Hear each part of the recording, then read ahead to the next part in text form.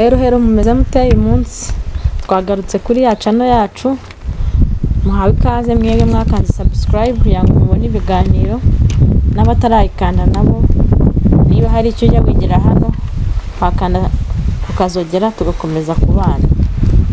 Uyu munsi rero tugiye kuvuga ku kiganiro kidusobanurira ibimenyetso bya ovulation.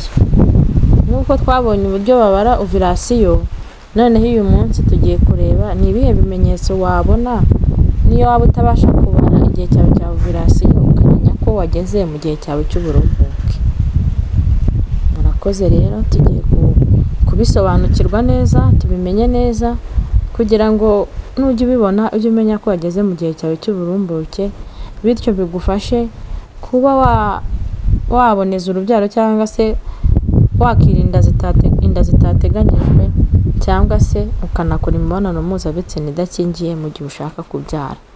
Ikimenyetso cya mbere ni ukugira ururenda mu gitsina rudasanzwe cyangwa se rugahinduka.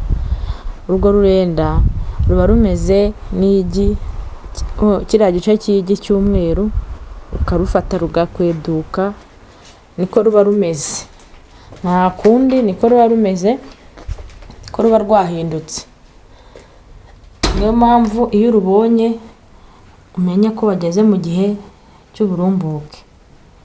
Ikimenyetso cya kabiri ni impinduka ku nkondo y'umura. Impinduka ku nkondo y'umura cyangwa icyo twita cervix. Inkondo y'umura ukuntu igenda ni ukuvuga ngo iroroha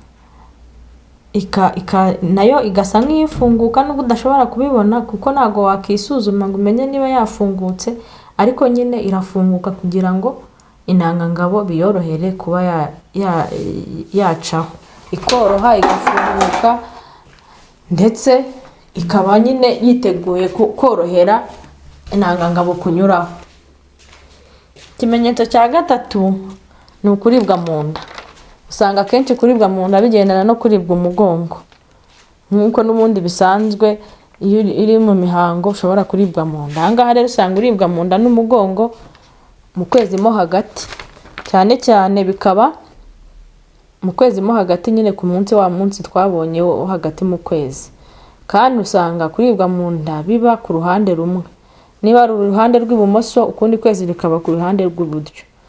Niko kuribwa mu nda ko mu gihe cy'uburumbuke bigenda, ntabwo uribwa mu nda hose. Iki kimenyetso rero cyo kuribwa mu nda uruhande rumwe nukibona uzamenye ko ari ikimenyetso cya ovulation cyangwa se cy'uburumbuke. Ikimenyetso kindi ni ukongera ubushake bw'imibonano mpuzabitsina.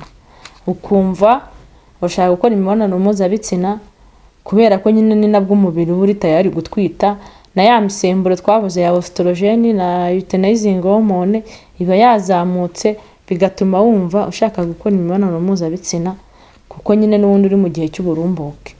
Ubwo rero uramutse ushaka gutwita nicyo gihe cyo kuyikora kugira ngo usame. Niba uramutse ushaka kudasama nicyo gihe cyo kuyirinda cyangwa se ugakoresha kwikingira kugira ngo udasama inda utateganyije. Ikimenyetso cya gatanu kwiyongera k'ubushyuhe bw'umubiri. Ni ukuvuga ngo temperature y'umubiri irazamuka. Aha ngaha rero ugomba kuba uzi nibura ubushyuhe bw'umubiri bwawe se buhara buri kuri kangahe cyangwa buba hagati y'aha n'aha kugira ngo umenye niba bwazamutse. Urumva utazi gusanganywe ntago wamenya ko bwazamutse cyangwa se bwagabanyutse. Kandi nanone buzamukaho nibura 0.5 kandi ukabupima mu gitondo mbere yo kuva mu buriri. Nibwo umenya ati ubushyuhe bwanjye niba bwari 37 bwiyongereho gutya, ukamenya ko uri muri cya gihe cy'uburumbuke. Ikindi kimenyetso ni ukugira isesemi. Ni agasesemi ko mu kanwa ariko nyine katazana kuruka, ni isesemi yonyine, nayo ni ikimenyetso cy'uburumbuke. Ikindi ni ukubabara amabere. Ni ugukoraho ukababara, ugakora ku mabere ukababara, nabyo ni ikimenyetso cy'uburumbuke kubera ko wa musemburo twabonye uba wazamutse. Ikindi ababyeyi bose cyangwa abagore bose cyangwa abakobwa ntabwo ari kimwe. Ibi bimenyetso ushobora kubonamo kimwe cyangwa bibiri cyangwa se ntugire na kimwe ubona. Ntibizaguhangayikishe rwose, ushobora kubona na kimwe ubona ariko ovulation yawe ikaba igenda neza cyangwa se ibaho neza. Hari n'ikindi cyagufasha, ushobora kuba ukoresha ama application. Hari ama application nka ovulation tracker apima akakwereka uburyo uburumbuke bwawe bwageze ukoresheje igihe cyawe uherukira imihango. Iyo wabonye imihango ushyiramo itariki, wabona n'indi mihango ugashyiramo itariki, ikazagukorera ya mibare twabonye, ikaguhereka igihe cyawe cya ovulation. Igihe cyagera ikakwereka ko ugeze mu gihe cyawe cy'uburumbuke. Rero niba nta kimenyetso na kimwe ubona, wakoresha iyi application wayishaka. Ariko rwose nkumara impungenge ntibizaguhangayikishe. Hari abagore cyangwa se abakobwa bajya bagira impungenge, se ko nta kimenyetso na kimwe mbona ubwo nzasama, ningeze igihe cyo gushaka gusama nzasama. Oya, nta mpungenge biteye rwose kuba nta kimenyetso na kimwe cy'uburumbuke ubona, nta mpungenge bitera, uzabasha gusama nta kibazo.